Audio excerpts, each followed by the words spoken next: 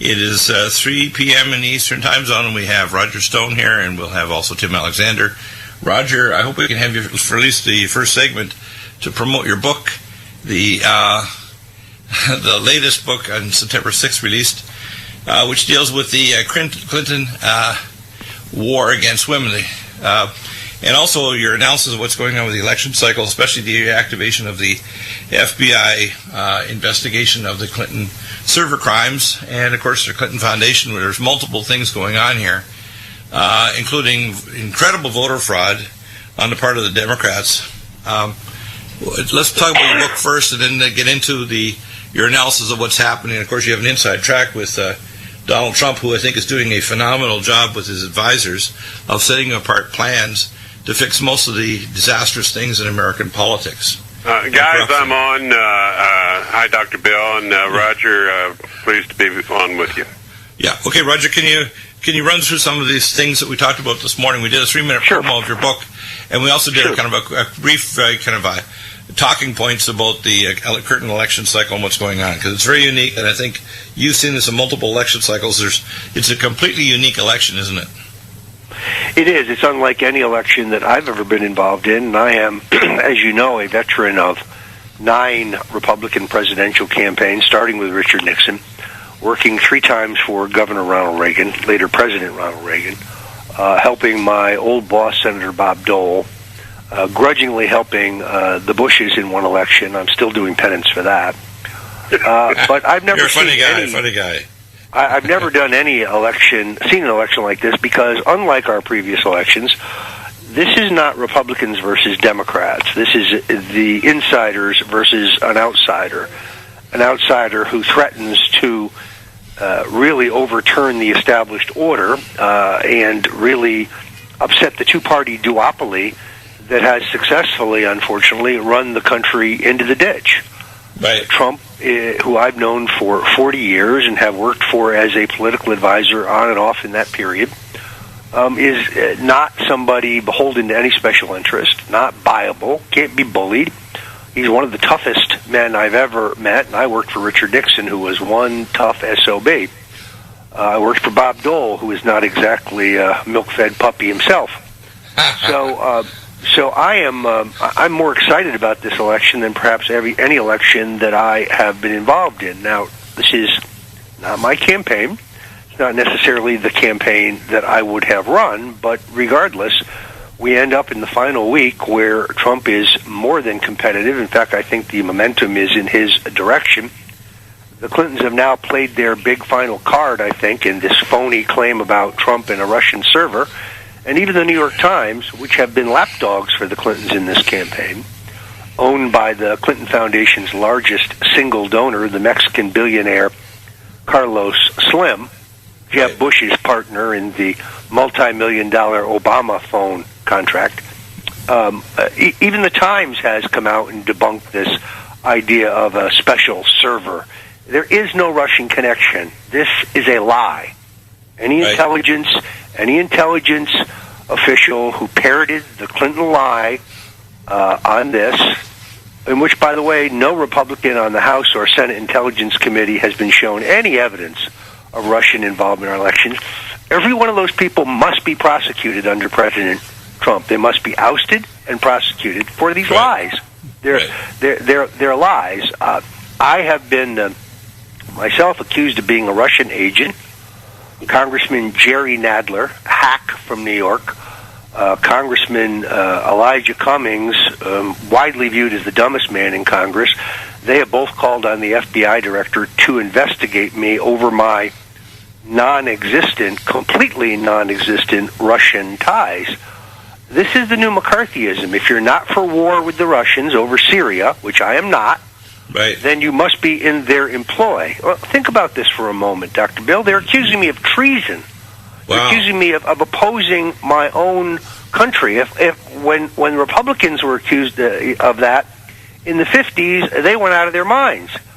So, although I think, frankly, the charge then probably had more validity, Alger Hiss, Harry Dexter White, and others were communist agents who had infiltrated our government. So, Roger, one thing I have noticed of the Clinton administration is they tend to turn things 180 degrees around. If Hillary or her husband has done something, they immediately try reverse it and say that Donald Trump has done the same thing, and try to paint him with their absolutely their true. problem. I mean, the only one who've done very well-paid favors for the clique around Putin are, of course, the Clintons, where they not only delivered the uranium concession to the clique around Putin, but they also ran the Ukrainian president out of power, democratically elected Ukrainian president out of power at the point of a gun. So they're the ones who have done well-paid errands. And Joe Biden's son was even involved with oil and gas exploratory work in eastern Ukraine, right where the majority of citizens are Russian, and they were trying to push in this oil and gas project, which is under the Obama administration. Even Joe Biden's son was involved in this stuff. I mean, it really gets pretty darn crazy, doesn't it? Well, and this is why I published... filmed I filmed a YouTube that had 10,000 hits practically overnight, and basically the title was, it appears that the rats are leaving are fleeing the sinking Clinton ship. And it referred to the director of the FBI, but in a broader sense, my analysis of what's going to happen a week from today is they have thrown everything, including the kitchen sink, at Donald Trump. It's not working. It's not working for several reasons. You have about 105 million working-age adults completely out of a job, more men out of work now than during the Great Depression. People tend to vote their pocketbooks. The mainstream media has proven itself to be nothing more than a propaganda arm for the globalist. People are really fed up. The middle class is dying on the vine, and people are waking up to that fact. And they don't want any more of the same BS, which is all they get out of Washington, D.C. Donald Trump is outside. I believe, based on what we're seeing in early voting around the country, that we are going to see one of the greatest landslides in history for Donald Trump. I don't think it will be reported that way. They're going to try to steal as much as they can. But I don't believe that there's going to be something catastrophic happen between now and Election Day. I think we will have the election. I think Donald Trump will end up winning. Now, after that, the globalists may well collapse the global economy. We may well go into war in one or more places. But I do believe at this point that Donald Trump is now unstoppable. Yeah, that sort of makes sense. I wanted to ask about the book, though, first. This was released on September 6th, and you mentioned on the talk we did, the 3-minute talk this morning, which we put up on YouTube. And by the way, we're getting a lot of hits on that pretty quickly in a matter of an hour or two. The Clintons' war on women, and people have to understand this. One of the great things that Hillary says is she's trying to get women to vote based on the fact that they have female sexual parts. And there's lots of great women who would be wonderful presidents in the United States. I call Thatcher-type women, like Margaret Thatcher from the British Parliament. But we don't. We have probably the most corrupt female politician in not only modern history, probably all history. Everything is pay to play. Everything is to serve her first, not the American public. Whereas Donald is literally sacrificing not only his reputation and his Trump name, and but also hundreds of millions of his own dollars, besides all of the sponsors like myself that are paying a lot of money to try to help him. This war on women, can you expand on this? Because when your book came out, this was a very major turning point in terms of their attacks on Trump and turning it back on Bill Clinton. What were the consequences of your book? Well, we now know from the WikiLeaks that the Clintons were very concerned about my book, The Clintons' War on Women. I thought it was very important to have one repository for all of the opposition research on the Clintons.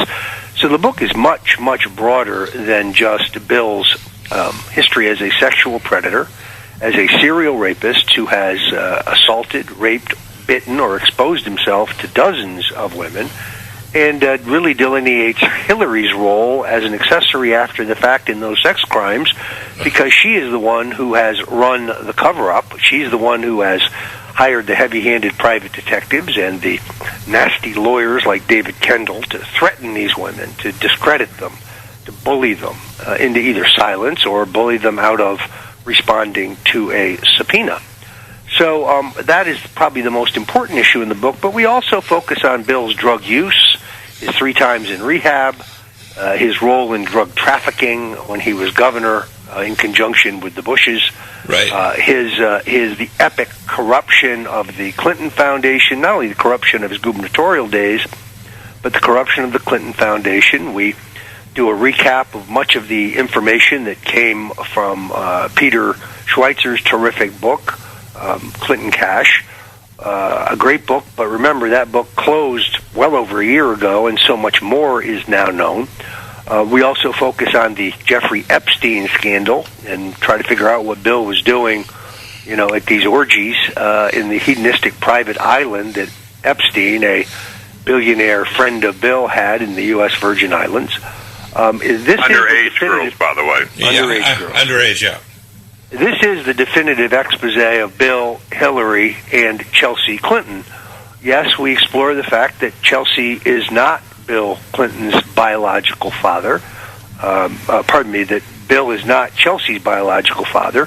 Her father is Webster Hubbell, right. Hillary's former law partner and deputy attorney general, who spearheaded the attack on Waco, where 18 children under the age of 8 were brutally murdered. But Hillary's an advocate for children, of course. Yeah. We delve into the Kathy Shelton case, the 12-year-old. By the way, the Waco, there were at least 2 of the airline techs that were working in the Waco airport actually were people that were living in the compound. And part of the reason why they went after Waco is because they knew that there were Waco airline techs that were quite well aware of the drug shipping through the Mena, Arkansas, which is tied directly to the Bush crime family as well as the Clinton crime family. That is information I was not aware of. In any event, this book is now out in paperback, which I tried to do in time for this election. And with days to go, if any of your listeners have friends who are thinking of voting for Hillary Clinton, get them this paperback book. The paperback is expanded with a special focus on Danny Williams, the illegitimate, abandoned son of Bill Clinton, who was banished by Hillary. We now know that Bill provided financial support as well as Christmas presents every year until the year from the year of Danny's birth to the time that Bill became president, but that it was Hillary who banished Bill's black son. So Black Lives Matter, unless you're Bill Clinton's son. Wow. In which case they discard you like a piece of garbage. There's a new black rapper song. I just heard it today. Yeah, I saw that too. That is really devastating to Hillary Clinton. I just saw that. By the way, this little young black man looks like a very pleasant man, and he's definitely black, but he's like the spitting image of Bill Clinton, only he's black. I mean, he's clearly biracial. Based on what I've read, he works a construction job at night, and he works at a 7-Eleven. Works a construction job by day, works in a 7-Eleven at night to make ends meet. He's got 5 kids, all with the same mother, and he struggles to put food on the table while his father's worth a couple $100 million, and while Chelsea is living high. So, if I were an African American voter, I'd find this very, very disturbing. Right. Yeah. In other words, Black Lives Matter except his own son.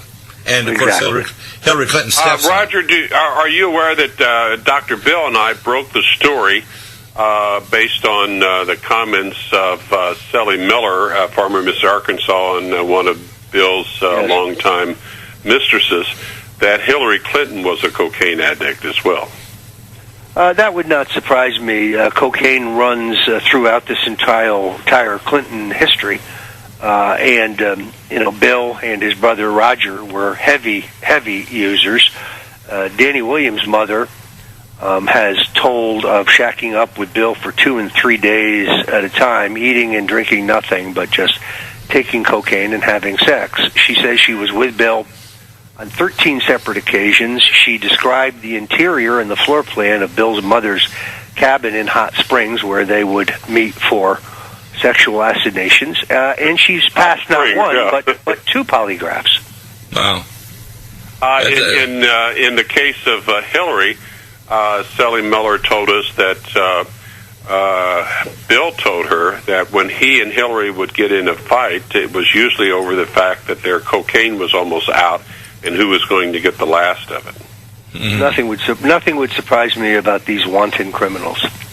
Yeah, what's amazing is that it's an embarrassment to all Americans that she's even permitted to run for president. Well, yes, I agree, but the only thing that would prohibit her from running if she were a convicted felon, and trust me, I believe that's coming. Oh, yeah. I have a feeling so that whether she's elected or not... look, I worked for and was very close to former President Nixon, who was my mentor. Now, he was both very great and very flawed.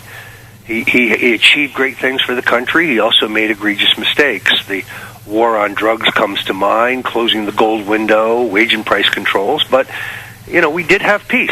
He did skillfully play the Russians and the Chinese off against each other. Got to say, strategic arms limitation agreement ended the war in Vietnam, desegregated the public schools, saved Israel from annihilation in the 1973 Yom Kippur War, desegregated the building trades unions. He had many great accomplishments as well as some ignominious failures. But if Nixon were alive today to see what the Clintons have gotten away with, he would be rolling in his grave. Remember, he was elected by one of the most massive landslides, reelected in one of the most massive landslides in U.S. history, carried 49 to 50 states, and 18 months later they ran him out of town. So it would be with Hillary. If she manages to hang on to this, or to steal it, or to squeeze through, I don't think any of this is over by a long shot. I think that she will ultimately, justice will be done here. In other words, her future apparel will be orange, is what you're saying. Yes, I think so. Yeah. And she looked great. There's an article I have open of twominds.com, Hillary and the Ghost of Watergate. And essentially what this article is saying is exactly what you just said, that this specter will haunt Hillary, even if somehow she manages to get in the White House. It's not over. What has changed, though, is the role of the press, because you see the Washington Post and the New York Times doggedly, and under fire at the beginning, really went after the excesses and the illegalities of the Nixon administration, and they ultimately brought him down. In this campaign, the Times and the Post and the mainstream media seem to think their job is to suppress any information about corruption involving the Clintons. It's Alice in Wonderland. Everything is backwards from where it should be. Well, I think the media see the challenge of alternative media. For example, this show has millions of people listening per week, larger than a lot of cable news network shows. And as a result, especially with our things like our YouTube, premium channel, Vimeo, and live stream, we have a larger footprint than many of these so-called regular media. And because we're citizen broadcasters, we don't have, people tapping us on the shoulder like, we were fired because you shouldn't have said that. And as a result, the people trust us more than the media. The so-called I call lame-brain media, run by 6 major corporations. Public, especially millennials, like young people under 34, they don't trust the media. They think the media is always full. Radio show or also on video. Tim, I remember this statement by Stalin. He says, "I care not who votes in the election, but I care who counts." I want to make a statement that goes one step beyond that. I care not who counts the votes, but who counts the bullets. Now, I want you to understand this. When I'm looking right now at real clear politics, which isn't very clear, and I'm looking at the polls and I'm thinking, okay, the gap has been closed from like 12 down to 1 or 2, which is the margin of error. And I still see on November 1st today, and this is pretty bizarre, that in one poll, Trump's up 1 point, Clinton up another poll, ABC poll, she's up 1 point, Trump up 4 points, and the ABC Washington Post tracking poll, she's up. LA Times poll, he's up 4 points. They're trying to say it's neck and neck, and it's not. And the reason why they're doing this, as you said before, they're trying to steal the election. Now, I want the government and the people to know this, okay? You need to know I don't want to have a pitchfork revolution, but it's coming on your doorstep. And if you think that by putting all these phony polls up, you're going to make the supporters of Donald Trump just go away and just kind of slink off into the sunset, and we're going to take a Hillary Clinton presidency and open borders and terrorism and martial law and destroyed economy, you're delusional. As I said before, Vladimir Lenin said, not Vladimir Lenin, I'm talking about Stalin said, I care not who votes, but who counts the votes. I care who counts the bullets. And by the way, I released information when I had Jim Fetzer on a few weeks ago that gave an introduction to a number of technologies which I know. Some of it I got from my buddies in Special Forces in Delta because I was one of their doctors. And I have a Vulcan line meld and a photographic memory. I know how to tell you how to build this technology. It's a hell of a lot more dangerous than guns. So if they think they're going to roll right over us like a tank, you're dealing with most persnickety. We're born of revolution. We're even commanded by our founding fathers to revolt against the tyrannical government. We're not going to put up with this. And you need to know that. So if you think we're just going to roll over if you steal the election, and I had one gentleman last week, Mark, up in Oregon, who tried to keep on talking when I told him to stop talking. I've got something to say. And he kept talking. He even called me afterward to try to give me a statement. I just hang up. I didn't want to hear it, okay? You need to understand this out there, people. I don't care what your point of view is. I, Dr. Deagle, and millions of other Americans will never, under any circumstances, including gunpoint, submit to a Hillary Clinton presidency. It's just not going to happen. I'm at the point. I agree with you, Dr. Bill, but I'm at the point. I think it's now the landslide, and let's be honest about it. Oh, I want a landslide because I want Trump and Pence to start cleaning and draining the swamp. And it's a very deep GD swamp. And cleaning out there's a long list of things that need to be done, but right. I believe the man's determined to do it. And he can do it, and that's not just him, by the way. He's got an army.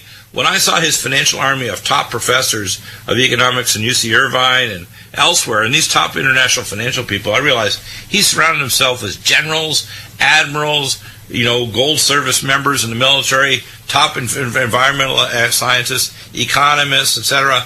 It's not just Trump. Trump's just the guy carrying the you call the placard or the flag. It's not a Trump movement. It's an us movement. It's America movement. He inspired us, but he didn't want to run for president, and a group of senior American generals and admirals visited him and told him where we were headed, what the globalists had in store for destroying America, and they convinced him to run. Right, now, if Trump was gone next week, because they say he had a stroke, the man's very healthy, by the way, but if he had a stroke or something catastrophic happened, Mike Pence would step into the seat, and everything that Trump wants to do would get done. Okay? So it's not a Trump movement, it's a we the people movement. And people need to grasp that. We're not going to go away, whether it's you, Mark, up in Oregon, think, I don't want to have a violent revolution. We'll do whatever we have to do to make sure that we do not get taken over by globalists that want to destroy our borders, destroy our economy, push abortion like crazy, continue death panels, which are basically postnatal abortion, destroy the healthcare system and everything. It's just not going to damn well happen. And if they think we're just going to roll over this time, they're delusional. I'm not going to happen. They think that. I'm not sure. They better watch out. Let me tell you, they think this is just going to disappear. I know they have. If they even shut down the alternative media, they think they're going to shut it down. They'll just make us madder. We're already mad enough now. We're not going to take it anymore like the movie network. We're just not. To the Clinton crime family, I'm hoping in the next few months Hillary Clinton does three things.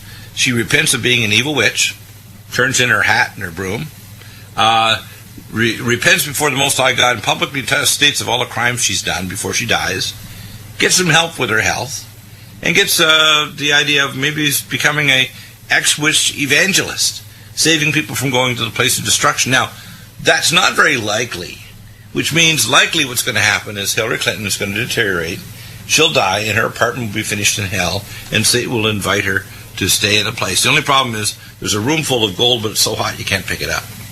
And now, being sarcastic, as always. The real issue is the Clinton crime family are going to have the Congress and the FBI on their tail. And Comey is basically covering his butt. He realized after Loretta Lynch, who had corruptly met on the tarmac with Bill Clinton in Arizona, which, by the way, the temperature was not temperature you go and play golf at 108. I mean, I live in Southern California, which is 109 here. You're not going freaking outside unless you're an idiot. So for him to say he was going to discuss, yoga, grandkids, and golf, he's full of crap. Now, the fact is that what's probably going to happen is they're probably going to end up both wearing orange and go to prison. there's a lot of other people going to go to prison, including Comey was on his way for obstruction of justice. What he did, and his other FBI officers were freaking out. Remember, this man is a banker. Comey is not an FBI-trained officer for investigations. He's never taken any formal training in investigating. Do you know that? He got to be Deputy Attorney General, and that was the way they washed the banker part and put him in as Director of FBI. He was not a federal law enforcement officer. He's never had training to investigate. And he actually, when he talked about the word intent, this guy obviously showed he doesn't even really understand the law, and he's supposed to be an attorney. The fact is, there was no intent as far as the statutes of the law. It just meant that the long list of being careless with the secure documents, and she already signed that she actually understood these, not the letter C being after A and B before D, E, F, is that she's a liar. She lied multiple times. Again, remember, we call her the lying queen. We now have the lying king in office right now, about to leave, the abominator, who was a foreign student when he came here to Occidental University in California. So when they keep on bringing up this Fetzer thing, that's going to be laid to rest after this monster is out of office, because he's screwed around the country as well. So what I suspect will happen is, number one, possibility A, she gets in office, Congress and the FBI are going to continue chewing away at her, and within a year and a half, she's going to prison. And during that stress... If she's still alive. If she's still alive. And during that stress, by the way, her Parkinson's disease will probably take her with pneumonia or some medical complication, and she's going to the big house, as they say. She's going to go to meet Jesus, and he's going to say, there's a trap door here. You're going down to see your buddy Satan, and he's got an apartment ready. And by the way, when you get there, you're going to be annihilated. Because, you see, hell is not a place like Flip Wilson and Sammy Davis Jr. where you get to play with Satan forever. It's a place where you're separated from God and you get destroyed. Okay? And the destroyer, by the way, is not Satan. The creator and destroyer is God.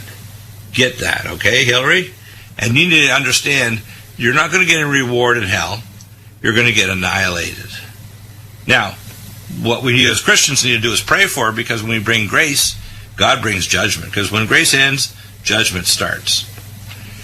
In terms of what's going on with Trump, he's got a very big job. By the way, it's not just Trump. People say it's all Trump's going to figure it. He had know this stuff or have genius. He's an amazing guy in terms of surrounding himself with advisors that he'll just let them do their job. He won't interfere. When I saw the financial experts, the military experts, the generals, it's not Trump, it's an army of competent people that are going to do what needs to be done to fix this country. So, if Trump was gone next week, let's say God took him home, Pence and all the army of people around him that he's literally built this movement will continue, including people like me and you. Well, look, the globalists have shown their hand. They're marching us to the Third World War. Right. And that's a human life extinction event. And except as Christians, we know that Christ will return. Do you know why they're marching to World War III? Do you know why they're doing it? Well, several reasons, but ultimately because... No, there's one reason, and I'll tell you what it is. It's called Herculobus, the Destroyer and Nemesis. It's a red dwarf star that's entering our Oort cloud of our galaxy, of our solar system, and it's precipitating great earthquakes, including the ones near Rome, which eventually will destroy Rome. And it's going to eventually cause a thing called a lithospheric slip, where the crust of the earth and the continents and every island will be moved out of its places, it says in the book of Matthew. That there'll be great earthquakes in diverse places, and then there'll be such a great earthquake as every island and every continent will be moved out of its place. Now, the globalists know this, and they don't give a rat's behind whether or not most of the population dies, because they're not going to collaborate all their scientists to put a Dyson sphere around Earth to stop the gravity waves from precipitating nascent oxygen and hydrogen, causing a major release of magma that causes a lithospheric slip. But the climate change occurring on planet is not due to the fact that our cattle pass gas, or that people eat meat, or that we have engines that are carbon-based engines that are using fuel or natural gas. The reason why we're having climate change is because of the gravity waves coming in from deep space, which is this object that returns every so many tens of thousands of years, and it causes cataclysmic changes to the sun and the inner planets. That's what's happening. There are no SUVs on Mars, but their polar caps are melting. So the reason why the globalists are doing this, they want a vast reduction in the world population. They want to hide in underground cities called DUM, or deep underground military bases. And they want to reemerge as the new lords of the earth with new technology for genetic engineering and cybernetic enhancement, so they can become a galactic species and travel the galaxy after they killed off most of the population. So the real issue is extremely self-centered, extremely evil, and the fact is they really don't care if most of the people die, so they'd rather be in the control seat and precipitate World War III so they can kill most of us off, spreading plagues, etc. You're right, but it's not working. Well, that's their plan. I'm just saying that's their plan. Well, saying it's not working is, it says in the book of Mark that lest those days be cut short by God, not us, no flesh would survive. So don't say it's not working, because they are twisting and turning. And if it's not now, in a future generation, maybe two or three or five terms from now. I'm not disputing that. Yeah. So in other words, the globalists aren't going to give up. What I'm talking about. Let me finish. The globalists aren't going to quit. They're not going to quit because Trump comes in for 1 or 2 terms, or Pence comes in, or we have 3 terms of good presidents. Just like the king of Nineveh, it was 40 years after Jonah came, and he was in a high place in the mountain looking down over Nineveh saying, God, when are you frying them? I'm waiting for you to fry them. And God said, I'm not doing it, Jonah. In fact, he even made a plant grow over him to give him shade. And eventually, when Jonah still started saying bad things to God, God made the plant wither. You remember that? So he then started to get really hot and said, this is not good, God. How come we're not frying them? And it was because the king of Nineveh repented. So we have now our population in America repenting and Christians repenting under the leadership of Pence and Trump, and we're going to get some grace now. But if we ever stop repenting, whether it's 10 or 20 or 40 years, we're screwed. And we have to remember that. Remember, as in 2016 we repented, we better be still repenting in 2060. Yeah. That's my only point. In other words, we may be safe for now, but God help us if we ever stop doing what God wants us to do. Well, that's quite true. Yeah. To give you, there's a couple things I want to bring up here while we still have a little bit of time. Yeah. Press TV has an interesting article. U.S. House Speaker slams Clinton as scandal prone. Right. Now, this character is about as slimy as they come. Right. And he's put as many knives in Donald Trump's back as he could. But Paul Ryan, like the director of the FBI, can read tea leaves. And I think it's quite apparent to many of these high operatives in the political arena in D.C. that it's over for Hillary. It's not flying. There's literally, and it's already begun with early voting in a big part of the United States. There's a landslide for Donald Trump. Oh, I agree. They can't steal it because it's so intense. They're going to try, but they know in their heart it's too intense. It's like trying to stop a freight train standing in front of it. But Smack. Even if they do steal it, I and many millions of other Americans like you and me will never they know submit. Will never submit. And I think they know that too. And the fact that it is a landslide, and if they would try to steal it from a landslide, it's just too obvious. So you get you get our speaker, who's, like I say, as scummy as they come, Paul Ryan. He is now trying to make up with the Donald and talking about Clinton as scandal. What's that? Tell me about that, because I don't know about this. I changed his name, by the way, to Rat Ryan. He is a rat. I mean, come on now. What did he do? He says if she would win the president's race, her time in office would be overwhelmed with her scandal baggage. Yeah, but that's a negative thing against her. And why doesn't he say something that like this? Okay, Tim. Why does he say that Donald Trump and his advisors have a number of agenda items that we can agree on that we need to move together as conservative Republicans to accomplish these, not only in the first 100 days, but in this next 4 years? Why doesn't he kiss Trump's butt? Because Trump would forgive him and say, you know what? You're an ass, but you're now a repentant ass. Okay? So, this needs to happen. It doesn't matter how bad you sin. I would call him a spitting cobra, not an ass, because I'll tell you, I wouldn't trust that character at all. Yeah, but it's like Ronald Reagan said before he had too many aspartame-laced jelly beans. Trust but verify. I would be watching Ryan like a hawk, and if he starts deviating, stomp on him. Just like a bad pet. Hey, here's the old electric jolt in the side of your hind there, doggy. So, I think you've had now two people that are near the apex of power. The director of the FBI, who did a complete reversal just over a week before the election, and now the House Speaker a week before the election. But what did he say specifically, though? Is he just saying negative things against Hillary, or is he saying positive things about Trump and the agenda? Well, he's going to vote for Trump. He says he'll vote for Trump, but he is saying. Let me give you a quote. What did he exactly say? Because you see, you can't hedge it. You got to say, look, I was an ass. I went on the other side. People remember, never admit that they were ass. And by the way, people have to understand this. That Trump has got some crude words and he needs to straighten up his act, which I think the last 14 months of traveling around the country and the last 11 years of life with his wife Melania and his new son should have straightened him up, and it has. The man is transformed.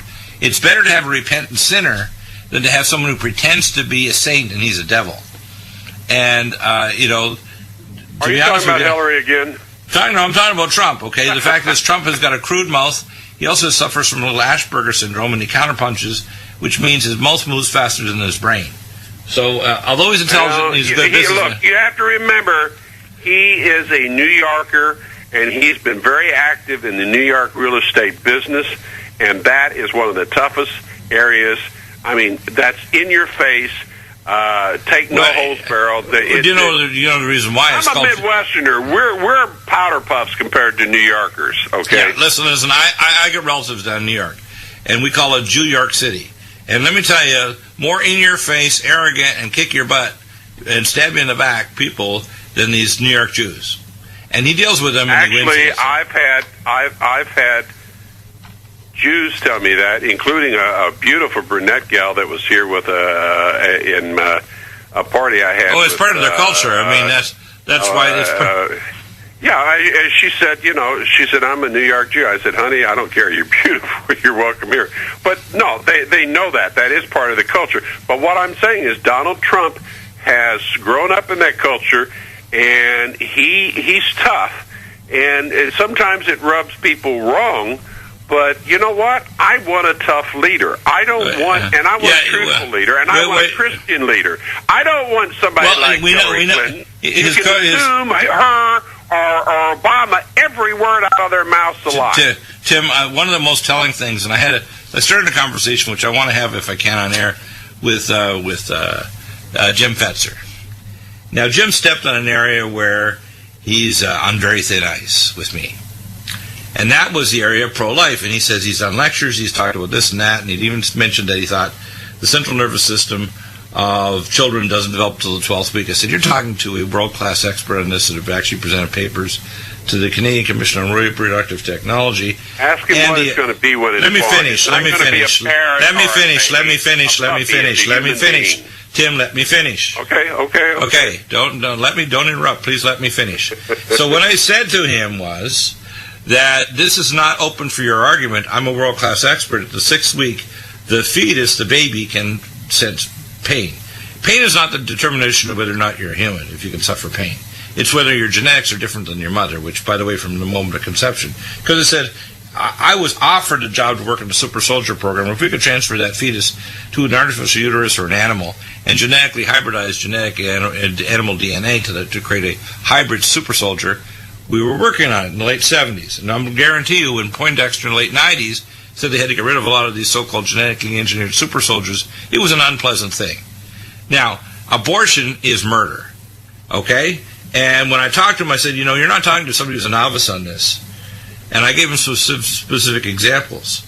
And I said, the problem is, you see, we have people like you who are not experts, who make all kinds of statements, who have no idea about the biology. In fact, I was one of the first doctors trained in ultrasound in Canada in early 1970s by Dr. McMillan, who was my radiology professor, and I was working under him, before other doctors in Canada or anywhere in the world learned how to look at ultrasounds. Okay, so I was one of the first. I was actually the first doctor certified in Tempe, Arizona to read MRI scans, the first doctor in Canada. Number one. Okay, this is before any radiologist other than Simon Fraser University in British Columbia doing a research program.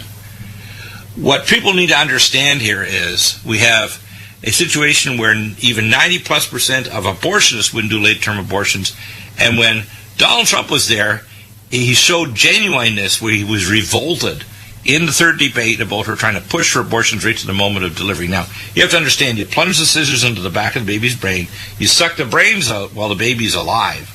And she said that there's medical indications for it. And I can tell you right now, there's no medical indication for abortion, including if the mother has cancer. If you take the baby out, the cancer goes explosive, because now you have the immune system revved up by pregnancy, and that cancer will explode and kill the mother real quick. I know, I've seen it, okay?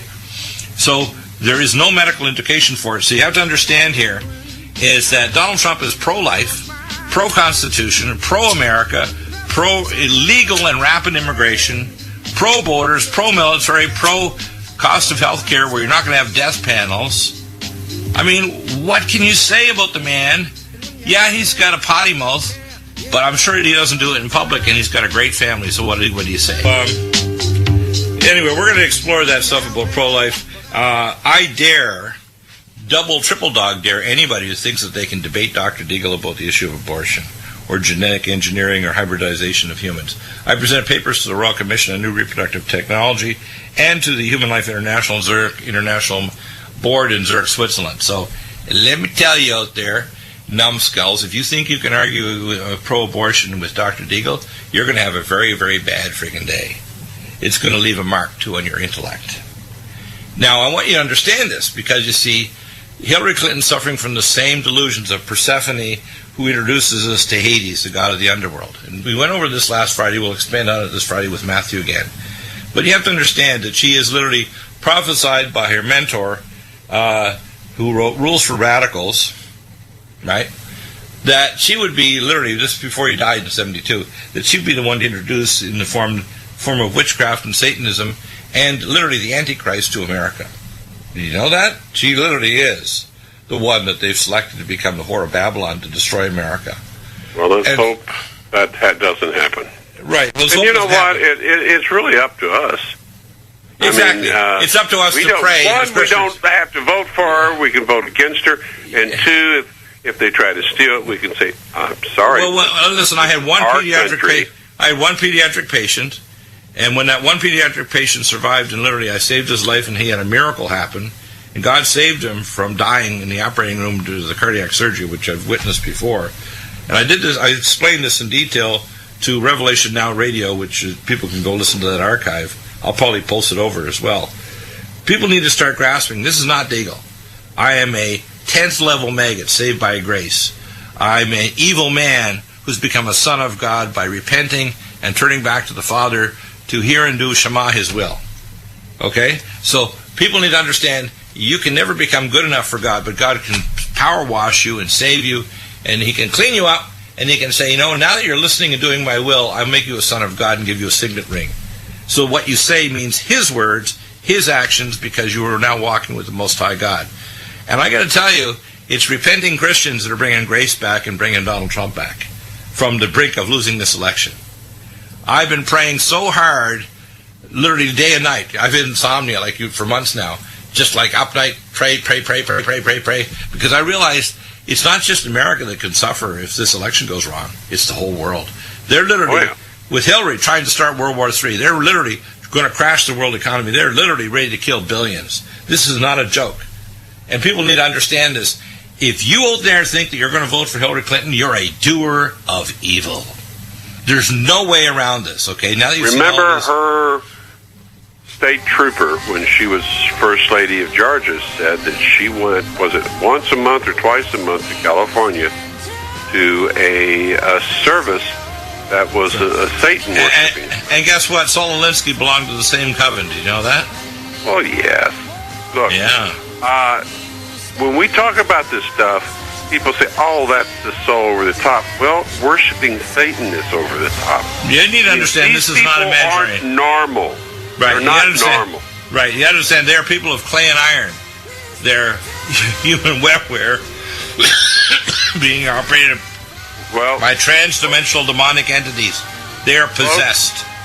Folks, get right with God and have faith in the Lord. Thank you for praying. God bless you out there. Thank you for praying.